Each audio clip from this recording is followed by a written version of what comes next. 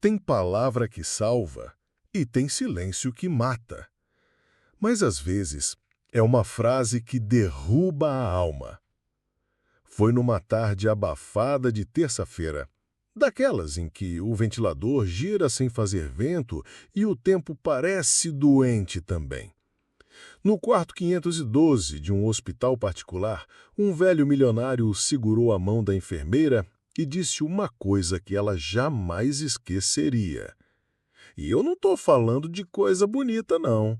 Estou falando de verdade crua, daquelas que rasgam o peito sem nem pedir licença.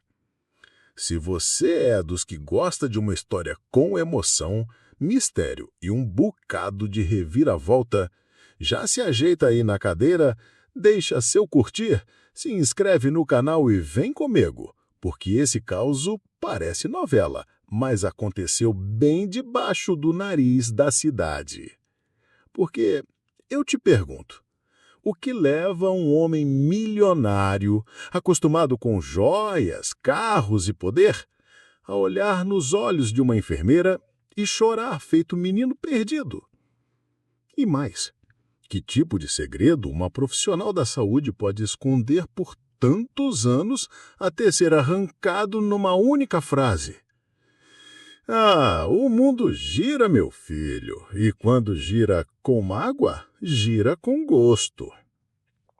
E foi assim que tudo começou, com um contrato assinado, um hospital de luxo e uma moça chamada Clara que só queria pagar as contas e não se apegar a paciente nenhum. Mas ninguém entra num quarto de hospital e sai do mesmo jeito.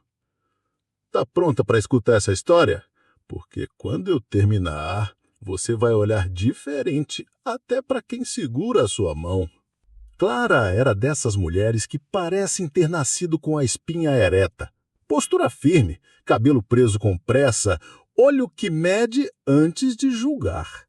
Filha de costureira, criada com 3 irmãos num barraco que não segurava nem goteira direito, mas nunca foi de reclamar. Era dessas que preferia falar com o silêncio e cuidar dos outros como quem reza. Estava no plantão da noite quando soube que ia receber um novo paciente no quarto 512. Ficha pesada. Idoso, cardíaco, bilionário e arrogante. Nome? Álvaro Monteiro Nunes. Dono de construtoras, shoppings em UEG do tamanho do estado de São Paulo. Disseram que ele tinha mandado demitir 2 enfermeiras só naquela semana. Impacientes, foi o que ele disse. Mas no fundo todo mundo sabia. Ele era o tipo de velho que gritava com a comida e mandava o mundo calar a boca. Clara respirou fundo e entrou no quarto. O ambiente era frio demais, ar-condicionado no máximo, a cama ajustada como se fosse trono. Na poltrona ao lado, uma maleta de couro. Na parede, um quadro torto. Na cama, um homem com os olhos fundos e a boca torta de má vontade. A outra já foi? Ele perguntou, sem nem olhar para ela.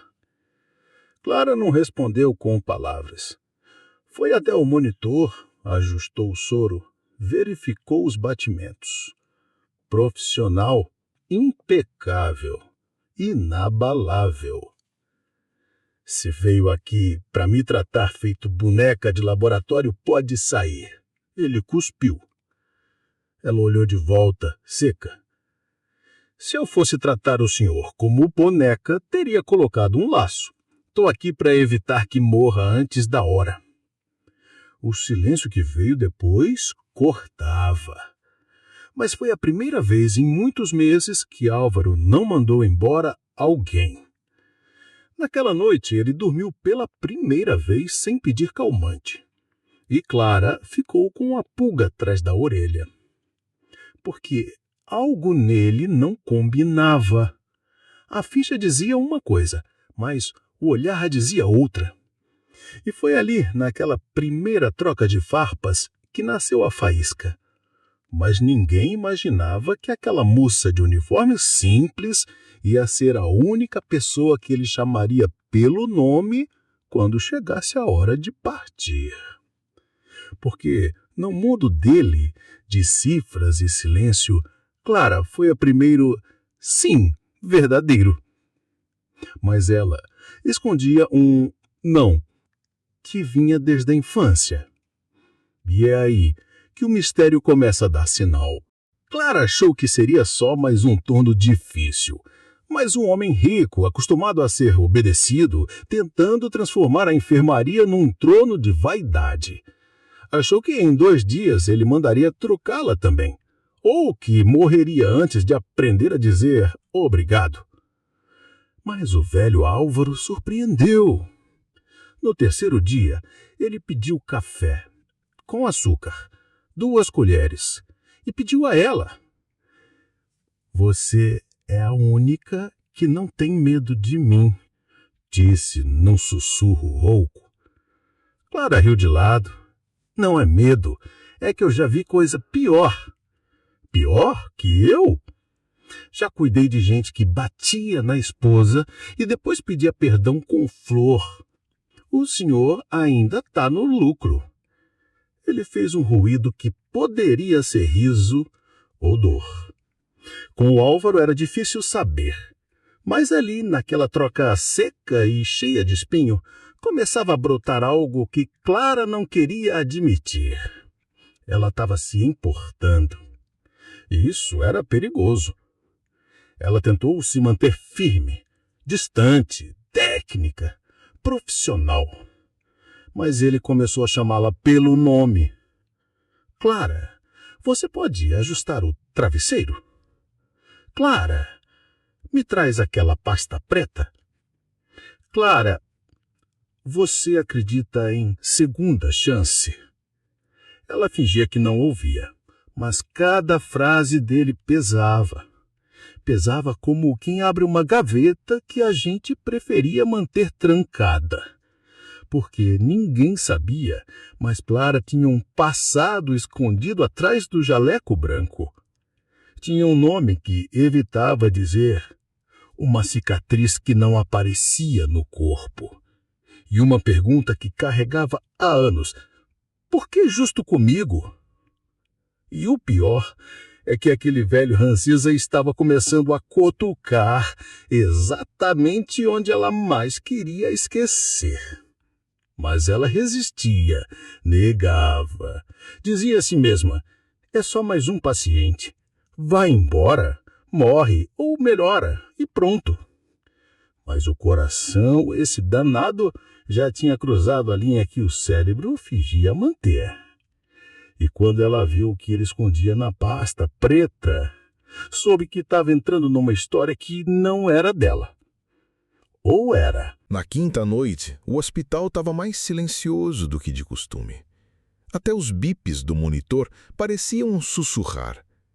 Clara terminava os ajustes finais quando viu a tal pasta preta em cima da mesa, meio aberta, como quem quer ser olhada. Ela resistiu, por alguns segundos. Mas a curiosidade, essa maldita, com jeito de criança teimosa, falou mais alto. Deu um passo, 2, olhou para o velho Álvaro. Dormia, com o rosto múrcio de cansaço e a boca entreaberta. Ela puxou a pasta devagar. Dentro, papéis desorganizados, recortes antigos de jornal e uma foto. Uma fotografia desbotada. Uma mulher jovem, de vestido simples e cabelo preso num coque apressado. Segurava uma criança no colo, de olhos grandes e rosto indefeso. O susto veio de dentro. A mulher da foto era idêntica à mãe de Clara. Ela recuou como se tivesse visto um fantasma. Virou a foto. No verso, escrito à mão: "E se fosse ela?" O coração disparou. A pele arrepiou até o último fio de cabelo. Naquele instante, Álvaro abriu os olhos. "Sabia que você ia olhar", disse sem levantar a cabeça. Clara congelou. A foto tremia entre seus dedos. "Quem é essa? perguntou, tentando manter a voz firme. Alguém que foi covarde demais para procurar. Por que essa foto está aqui? Porque talvez ela tenha tido uma filha. Silêncio dos dois lados. Clara guardou a foto de volta, fechou a pasta, virou as costas. Mas enquanto saía do quarto, os olhos dela já não eram os mesmos. Na cabeça, a voz da mãe ecoava de novo. Tem homem que é tão perigoso que o nome dele a gente nem fala. E se fosse ele? E se aquele velho arrogante, de olhos fundos, fosse mais do que um paciente, mais do que um patrão rico e moribundo? E se fosse o nome escondido atrás do maior trauma da vida dela? Porque, às vezes, o que a gente chama de coincidência é só o destino mandando o recado. E Clara estava prestes a abrir uma porta que o passado implorava para manter trancada. No dia seguinte, Clara entrou no hospital como quem entra numa cena de crime. O jaleco pesava mais que o normal. O crachá pendia no peito como uma pergunta sem resposta. Ela tentou agir como sempre. Rotina, procedimento, distância. Mas nada estava no lugar de antes. Cada vez que olhava para Álvaro, era como se ouvisse a voz da mãe ecoar. Se um dia você encontrar o homem da foto, não diga nada, não pergunte, vire as costas. Só que agora não dava mais para fingir. Clara tomou coragem e foi atrás do prontuário completo. Precisava saber mais. Nome dos parentes, histórico, qualquer pista. Mas foi barrada na recepção médica. Prontuário completo só com autorização da família ou da chefia. Mas eu sou a enfermeira responsável, preciso ter essas informações. Precisa tratar, não investigar. Ela insistiu. Tem coisa errada nessa internação. A ficha dele está incompleta, tem documento faltando. E tem uma foto ali. Chega, Clara. Tá querendo caçar fantasma aí no hospital agora? No refeitório, os boatos começaram. Ouvi dizer que ela está se metendo demais. Dizem que ela está mexendo nas coisas do paciente rico. Já já leva advertência. Na hora da troca de plantão, o médico plantonista a chamou de canto. Clara, se eu fosse você, me afastava um pouco do quarto 512. Por quê? Porque o dono do hospital é amigo do Álvaro, e se ele disser que você o desrespeitou, você perde o emprego. Ela respirou fundo, engoliu o orgulho, mas o coração não engoliu. Naquela noite decidiu confrontar o próprio paciente. Entrou no quarto sem falar nada. Olhou para ele com olhos de quem já sabe a resposta. Me diz uma coisa. Você conheceu uma mulher chamada Lourdes? Lourdes. Ele repetiu como se mastigasse a lembrança. Conheci. E ela teve uma filha? Teve. O silêncio explodiu como uma bomba. Como você sabe? Perguntou, encarando Clara com uma calma estranha. Porque essa filha cresceu ouvindo a sua mãe chorar sozinha no quarto. Álvaro ficou pálido. Mas antes que qualquer um pudesse dizer mais alguma coisa, a campainha de emergência tocou no corredor. Clara teve que sair às pressas. Mas já era tarde. A verdade tinha sido lançada. E o hospital, aquele lugar de branco e silêncio, agora era cenário de uma história que ninguém teria coragem de admitir. Porque o problema de mexer no passado é que, às vezes, a gente desenterra o que devia ter sido deixado morto. Clara não voltou para o quarto 512 por 2 dias. Disse que era gripe, disse que era rodízio de plantão, disse que precisava descansar. Mentira, era medo. Não daquele velho que ela cuidava há semanas, mas do que ele representava, do que ele podia significar. Por anos, Clara se manteve firme. Engoliu a falta de pai, a dureza da vida, os olhares atravessados da vizinhança, cuidou da mãe doente, estudou à noite, virou enfermeira na marra, sem apadrinhamento, sem atalho. Mas bastou uma foto, um nome e uma frase para tudo ruir. Na segunda noite longe do hospital, ela ficou sentada no chão da sala, sem TV, sem luz, sem som. Só o barulho do ventilador velho girando sem propósito. Na mão, a cópia da foto que ela tinha tirado com um celular escondido. Na mente, a lembrança do quarto onde a mãe chorava escondido. Na garganta, um grito antigo que nunca teve coragem de sair. "Por que você foi embora, seu desgraçado?" Chorou, mas não aquele choro bonito de novela. Foi soluço feio. Foi raiva acumulada. Foi o tipo de dor que vem da infância e acha espaço até no osso. No hospital, a ausência dela foi sentida. O monitor de Álvaro apitou fora do ritmo, a comida ficou intocada e, pela primeira vez desde que chegou, ele pediu: "Me chame a Clara." Mas ela não voltou. No terceiro dia, deixou um bilhete. "Não sou babá de quem abandona a família. Cuidei do senhor como profissional. Mas não me peça para fingir que isso aqui é só um caso clínico.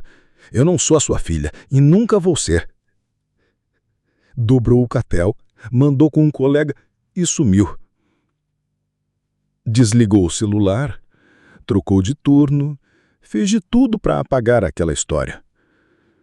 Mas dentro dela, o caos já tinha sido instaurado. Porque o que o velho disse, o que os olhos dele entregaram, era tudo que ela sempre quis ouvir e tudo que mais odiava escutar. Dizem que o sangue fala, mas tem laço que a gente preferia que nunca tivesse sido amarrado.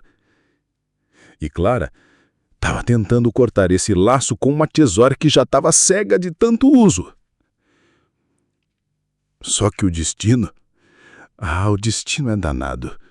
Ele não aceita quando a gente tenta fugir daquilo que foi costurado desde antes da gente nascer. E quando ela achou que tinha se afastado de vez, recebeu uma carta, manuscrita, com apenas uma frase: "Você pode me odiar, mas eu só durmo em paz se você ouvir o que eu tenho para dizer." A carta chegou numa manhã nublada, dessas que parecem pesar mais no peito do que no céu. Veio dobrada num envelope marrom com o nome dela escrito à mão: Clara M. dos Santos.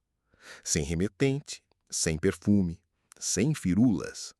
Ela pensou em jogar fora, mesmo assim, abriu. A letra era trêmula, mas firme. "Você pode me odiar, mas eu só durmo em paz se você ouvir o que eu tenho para dizer." E junto da carta, uma coisa que Clara não esperava: um recorte de jornal antigo. Notícia de 27 anos atrás. "Operário morre em obra irregular de construtora Monteiro Nunes. Viúva afirma que a empresa nunca ofereceu indenização." A foto em preto e branco mostrava uma mulher jovem, desesperada, com um bebê no colo. Clara reconheceu aquele rosto na hora. Era sua mãe, e aquele bebê era ela. O coração dela parou por um instante, como se o tempo tivesse prendido a respiração. "Ele sabia!" murmurou, com os olhos marejando. "Ele sabia desde sempre!" No mesmo dia, ela voltou ao hospital. Não como enfermeira, como filha. Não, ainda não. Voltou como alguém que merecia uma resposta. Subiu até o quarto 512 com o recorte no bolso e o passado rasgando o silêncio do corredor. Quando entrou, encontrou Álvaro diferente. Sem jaleco, sem pose, só um velho magro demais, pele amarelada, com tubos de oxigênio e um olhar gasto. Ele a viu e fechou os olhos, como quem segura o choro. Mas Clara foi direta. "Eu sei o que aconteceu com minha mãe." Eu também, respondeu com voz falhada. Mas eu só demorei 27 anos para admitir. Ela jogou um recorte em cima da cama. Por que agora? Porque eu ouvi dizer que o tempo cura tudo. Mentira. O tempo só ensina a gente a andar com o corte aberto. Silêncio. Até que ele estendeu a mão, fraca, trêmula, com um chaveiro antigo entre os dedos. Era um pequeno anjinho dourado desses que se pendura em berço. Isso era da sua mãe. Como você tem isso? Porque ela deixou cair do meu carro no último dia que a vi. Clara pegou o chaveiro com dedos freios. Ali, algo quebrou dentro dela. Mas não em dor, em reconhecimento, em saudade, em um tipo de abraço que ainda não tinha acontecido, mas já morava no peito. Ela não falou nada, ele também não, mas por alguns minutos os dois ficaram ali. Ele deitado, ela sentada ao lado. E o silêncio não gritou. Pela primeira vez, o silêncio acolheu. Dizem que a gente só entende certas coisas quando o passado volta com cheiro, som e nome. E ali naquele quarto de hospital, o passado estava sentado entre os dois, de mãos dadas, pedindo perdão. No mesmo dia, ela não vestiu o jaleco, vestiu coragem. Foi até a diretoria do hospital, onde poucos tinham voz. Na mão, levava o recorte do jornal, a carta manuscrita e o anjinho dourado. Sentou-se diante do diretor-geral, um homem de terno engomado e sorriso que mais parecia aviso. Clara, o que deseja? Eu quero registrar uma denúncia. De paciente? De crime, de abandono, de impunidade. Vai ter que ser mais clara. Eu sou filha de um operário que morreu em uma das obras da construtora Monteiro Nunes. Isso foi há décadas. E esse operário era funcionário do homem que está internado aqui no quarto 512. O diretor se ajeitou na cadeira, incomodado. Olhou para os lados e fez silêncio. Você está dizendo que esse caso tem a ver com Álvaro Monteiro Nunes? Estou dizendo que ele sabia da minha mãe. Estou dizendo que ele fugiu da responsabilidade. Estou dizendo que o dono da construtora é o mesmo homem que fugiu da cena e silenciou testemunhas. O diretor balançou a cabeça. Clara, este tipo de acusação pode custar seu cargo. Já me custou o sono, agora vai custar para ele. Na mesma semana, Clara entrou com uma ação judicial. Não por dinheiro, mas por memória. Registrou a história, apresentou provas, depoimentos de vizinhos antigos, registro da época, testemunhas que ainda lembravam do escândalo abafado com grana. E o nome de Álvaro Monteiro Nunes voltou a circular. Mas dessa vez não como empresário de sucesso, mas como ex-empregador omisso, como homem que virou as costas para uma mulher com um bebê no colo. E enquanto isso, Álvaro seguia internado, enfraquecido, assistindo seu nome descer das colunas de economia e subir nas manchetes de denúncia. Você quer me destruir? Perguntou ele com voz trêmula, quando Clara voltou ao quarto. Não. Então por que isso? Porque não é sobre você. É sobre ela, sobre minha mãe, sobre cada lágrima que ela derramou lavando roupa de gente rica enquanto você fingia que não devia nada a ninguém. Ele fechou os olhos. Eu tentei compensar. Com o quê? Com uma foto numa pasta? Com um chaveiro? Com um arrependimento. Clara ficou em pé, não gritou, não chorou. O senhor não sabe o que é arrependimento. Arrependimento não é sentimento, é decisão. Eu decidi não me esconder mais a dor que você me deu. Saiu do quarto, sem olhar para trás. Mas ao fechar a porta, sentiu que algo ali dentro estava diferente. Talvez fosse o velho, talvez fosse ela mesma, porque confrontar a verdade não muda o passado, mas impede que ele continue machucando o futuro. 3 meses se passaram. A ação judicial seguiu seu caminho na justiça, arrastando manchetes, comentários e muita especulação. Álvaro Monteiro Nunes passou por 2 cirurgias, perdeu parte da mobilidade e agora usava cadeira de rodas. Mas foi dentro daquela limitação que algo curioso começou a acontecer. Ele parou de mandar e passou a escutar. Não pedia mais calmante para dormir, nem gritos no corredor. Pedia livro, pedia notícias, pedia Clara. Ela, por sua vez, não voltou como enfermeira, voltou como voluntária. Limpava gavetas antigas, organizava arquivos e entregava jornais para pacientes esquecidos. Mas nunca, nunca mais abaixou os olhos para ninguém. Foi quando decidiu fazer algo impensável. Fundou um projeto. Nome: Cuidado Hereditário. Uma pequena rede de apoio jurídico e psicológico para filhos de trabalhadores mortos ou feridos em canteiros de obras ilegais. No início, ninguém acreditou, mas quando uma matéria exibiu o rosto dela ao lado do recorte antigo de jornal, a repercussão foi nacional. Filha de operário esquecido, confronta bilionário e cria ONG para a justiça de base. Clara virou símbolo, não de vingança, mas de coragem com propósito.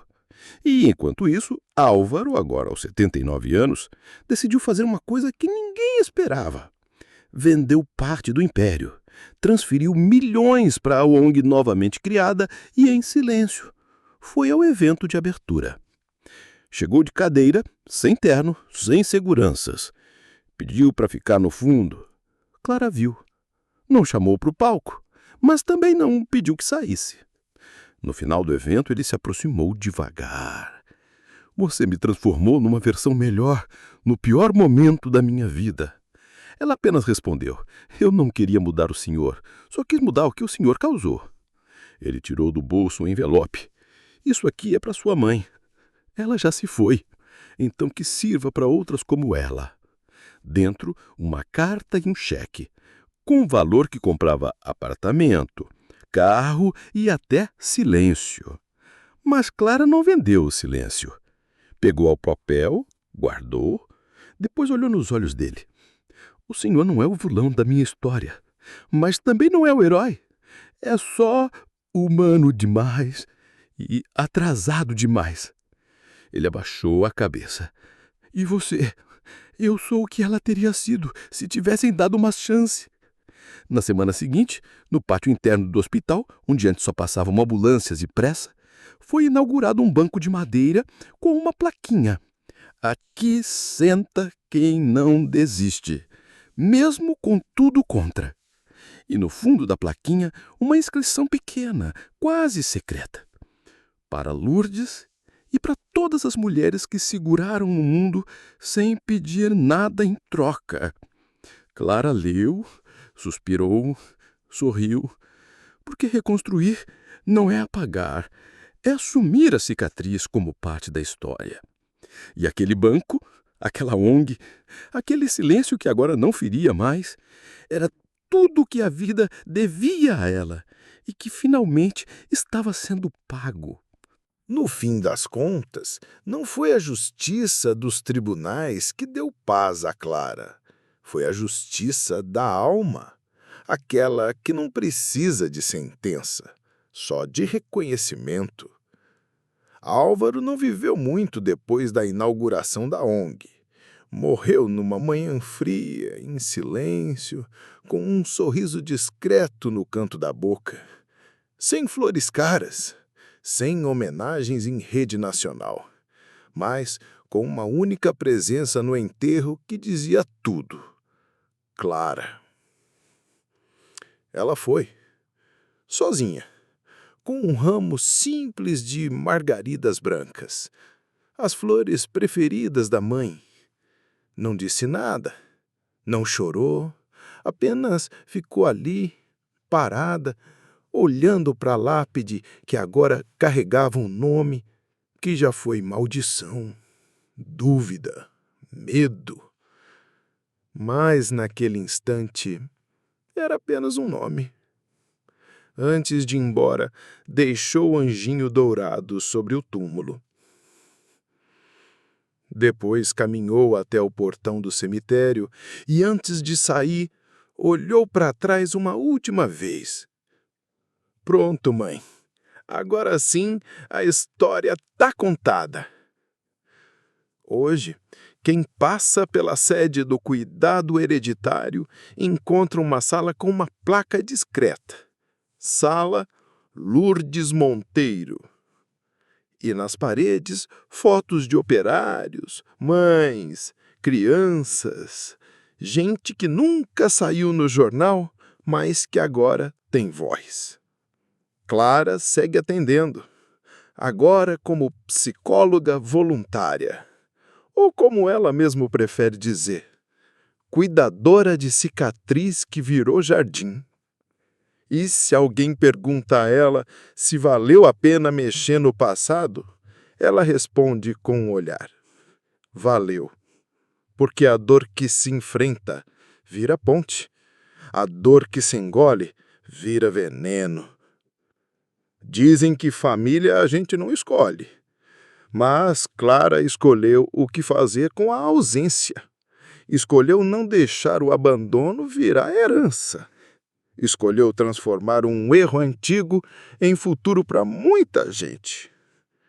E você aí, que chegou até o fim desse caos, me diz, quantas histórias estão escondidas atrás de fotos antigas e silêncios longos? Quantas Claras tem por aí esperando só uma verdade para se libertar? Tem gente que carrega um mundo calada, mas não nasceu para viver apagada. E se essa história te tocou, meu feia, deixa seu curtir, se inscreve aí no canal e comenta aqui embaixo. Você perdoaria alguém que abandonou sua família se ele te pedisse perdão no leito de morte? Até a próxima, do seu vovô rico, que já viu muita ferida antiga virar cicatriz bonita.